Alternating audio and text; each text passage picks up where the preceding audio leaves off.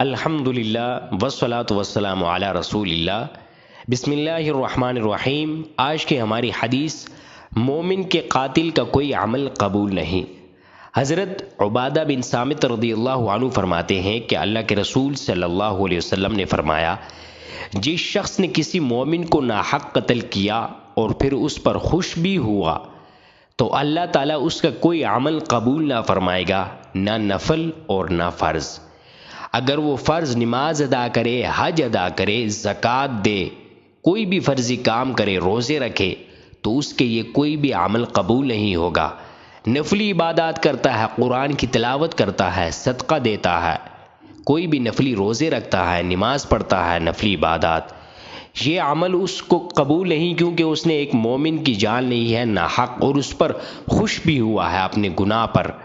اللہ رب العزت ہمیں اس جیسے کبیرہ گناہ سے بچنے کی توفیق